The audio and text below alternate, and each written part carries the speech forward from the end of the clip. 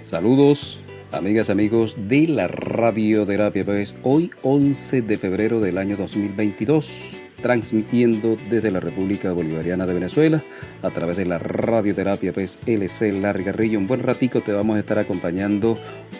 O el título que coloqué por allí en las redes sociales del programa de hoy: juntarse los iguales. Y vamos a estar pues conectados un buen ratico contigo en ese tema, pues juntarse los iguales. Ahora, ¿por qué ese título del tema del programa de hoy en la radioterapia? He estado observando pues desde hace bastante rato por allí en las redes sociales que siempre hay personas que dicen juntarse los iguales. Siempre están por allí colocando, debemos juntarnos los iguales, juntarnos los iguales. Y la gente se debe estar preguntando, ay, ¿quiénes son los iguales? Y desde mi perspectiva, eso no tiene por qué ser una verdad absoluta. Es un grupo pues de hombres y mujeres. Yo no me atrevo a decir que es un movimiento, pero pongamos que es un movimiento pues a nivel nacional de hombres y mujeres que están haciendo observaciones desde hace bastante rato al proceso revolucionario, porque consideramos pues que el cauce del proceso revolucionario se desvió y necesitamos pues regresar a ese cauce. Es ese grupo de hombres y mujeres que estamos considerando pues que las cosas no están bien y que debemos pues retomar el rumbo de la revolución. Ese grupo de hombres y mujeres que a lo mejor tenemos características que nos unen. Una de ellas a lo mejor es que no nos gusta quedarnos callados. Otra de ellas es que no nos gusta que nos callen, que nos manden a callar. Quizás otra característica es que somos rebeldes, somos radicales en el pensamiento, en la batalla de las ideas, somos apasionados, somos alesbrastados. Sí, a lo mejor son algunas de las características que tenemos, eso que llaman juntarse de los iguales. Compartimos algunas características en común allí. De ese movimiento que ya dijimos que lo vamos a llamar así, movimiento de los iguales, tiene un denominador común. Ese denominador común es el gigante Chávez, es la defensa del legado de nuestro gigante. Ese es el denominador común, o la columna vertebral pues, de esos iguales. Este es un pensamiento particular de Larry Garrillo, no necesariamente es así. Pero quiero tocar este tema y ojalá genere un debate mucho más allá de la radioterapia, porque la gente afuera necesita saber quiénes son los iguales. De repente la gente dice, no, pero yo también soy uno de los iguales. Yo también soy uno de los iguales. Oye, yo también me parezco. Y tenemos que empezar a decir quiénes somos los iguales. Porque andamos en las redes sociales y andamos haciendo pues observaciones, andamos haciendo críticas y muchas veces los que se hacen llamar iguales terminamos enfrascados en un choque de ideas. Algunos lo toman a personal, algunos hasta llegan a tomar la cuestión a lo personal, pero nos une una columna vertebral. Estamos unidos allí por una columna vertebral y esa columna vertebral es Hugo Rafael Chávez Frías. Sin lugar a dudas. Necesitamos entonces esos iguales que el proceso revolucionario regrese pues al cauce para seguir navegando, allí en ese cauce dejado por nuestro gigante Hugo Rafael Chávez Frías.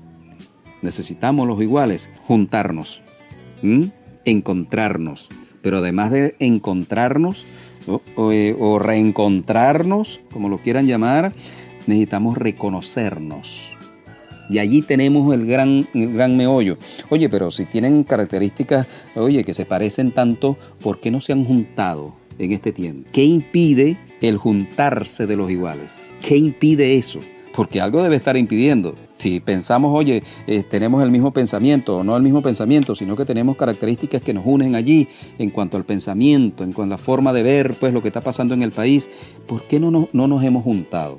¿Qué está pasando con ese juntarse de los iguales? ¿No se han preguntado ustedes por allí por qué no nos juntamos los iguales? Yo siempre he dicho, los buenos somos más, pero nos cuesta juntarnos. Y es una verdad que le hemos estado a lo mejor rehuyendo.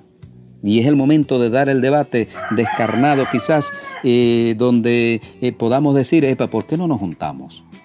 ¿Por qué si, oye, compartimos las mismas cosas y tenemos características que nos unen allí y tenemos un denominador común que es la columna vertebral nuestra, que es Chávez? ¿Por qué no nos juntamos? ¿Por qué nos cuesta tanto juntarnos? Y quizás yo me equivoque en la teoría, en la hipótesis que voy a lanzar. Yo creo que el corazoncito del partido político X prela sobre las demás características comunes que podamos tener. ¿Sí? Dice el gallo que sí. Entonces quizás esas características dejan de ser simplemente por un corazoncito hacia algún partido político. Yo creo que ahí tenemos el detallazo. Colocamos por encima el partido político,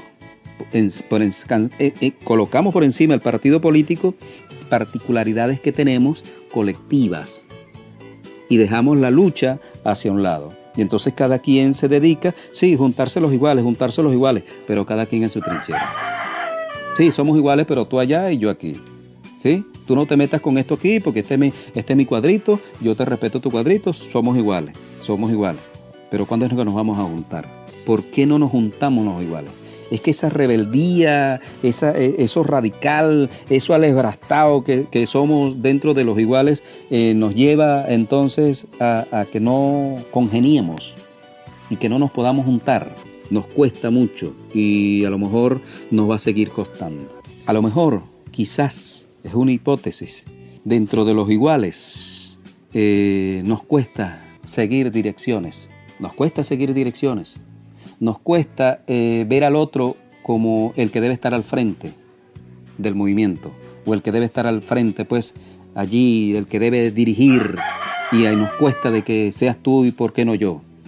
Porque el partido político, el corazoncito del partido político va prelando y va creando, pues, allí el hueco hasta que todo el mundo se pierde, pues, en ese hueco. Y en la cueva, pues, esa infinita, nos llegamos a perder. Y a lo mejor caemos en lo que decía el comandante Che Guevara. O nos juntamos o nos matan por separado. Esa es la situación que tenemos ahorita. O nos juntamos o nos matan por separado. Está cada quien resistiendo dentro de su trinchera. Cada quien está allí con sus fortalezas y quizás con muchas debilidades también, pero allí solo dentro de su trinchera, y el otro por allá en su trinchera y el otro por allá, y cuando nos juntamos, entonces terminamos implosionándonos, pues, porque no aceptamos que el otro sea quien tenga que dirigir. ¿Por qué nuestro gigante Chávez tuvo el éxito en el proceso revolucionario? Oye, porque aquí no hubo discusión, pues aquí no hubo duda alguna. En el momento que apareció nuestro gigante Chávez, aquí no hubo discusión, porque no era necesario hacer una discusión, hacer un debate de si Chávez era o no era. No, es que en el momento que apareció aquel 4 de febrero, que la mayoría lo conocimos a través de un televisor, decidimos desde el alma, desde el corazón, este es el líder.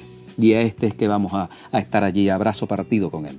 Por eso nuestro gigante Chávez, porque enseguida todas y todos nos aglomeramos a su alrededor y todas las energías y todas nuestras fortalezas se las transmitimos allí o se las dejamos allí a disposición para que él comandara, pues, el proceso revolucionario en el país.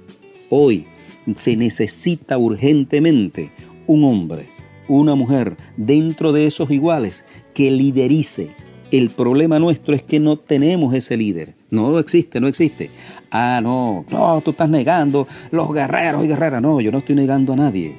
Pero no hay uno que en este momento emerja y diga, epa, ese es el líder o esa es la líder que va a dirigir los iguales. A los descamisados, pues, el proceso de Argentina con Perón, Eva Perón y la cosa. Bueno, Eva logró, pues, con su empatía, aglomerar, pues, allí y hacerse rodear de los iguales. Nosotros aquí en Venezuela hoy estamos entrampados en un proceso de que queremos y decimos que somos los iguales y vamos a juntarnos los iguales, y siguen pasando los años y seguimos diciendo a juntarse los iguales y no llega la junta. Yo siempre he dicho y he comparado a Venezuela con un gran jardín. Un jardín de millones de flores, de distintos colores, distintos tamaños y distintas aromas. El colorido pues hermoso, cuando tú ves, tú das un vistazo pues a ese gran jardín, oye, uno queda extasiado de la hermosura, de la belleza de ese jardín. Porque pero solo basta con que alguien retire una de esas flores porque no le gusta. Si alguien, no, es que esa flor, esta flor no me gusta, y la retira, ya ese jardín dejaría de tener la belleza que tenía.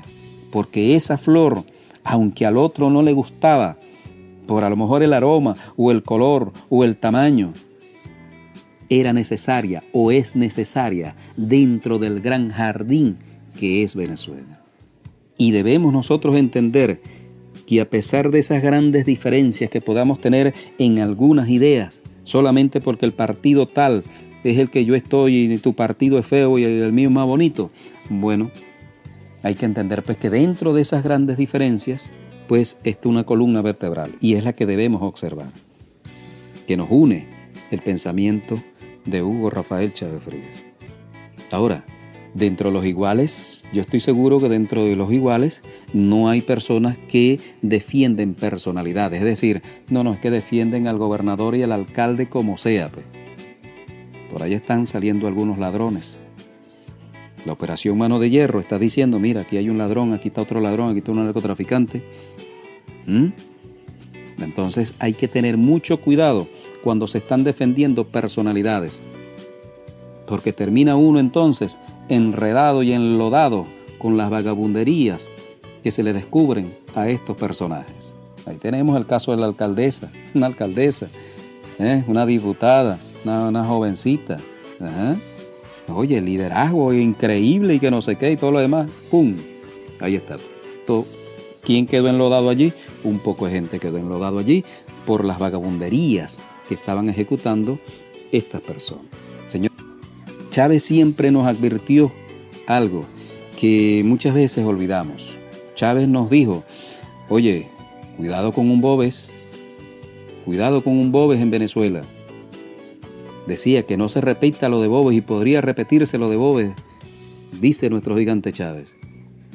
Boves logró, aglomerar, aglutinar, nuclear una fuerza casi que invencible. Eran temerarios aquellos hombres que acompañaban a Boves. Y bueno, y el ejército español y el ejército patriota le temían aquella fuerza de Boves, porque le acompañaban y estaban aquellos hombres que le acompañaban, decidieron, ¿verdad?, que Boves era el líder y logró Boves, con aquel liderazgo, nuclear una fuerza, peligrosísima dentro de lo que era la independencia, pues, del país en manos de los patriotas. Así lo entendió Bolívar y así lo refleja, pues, nuestro gigante Chávez.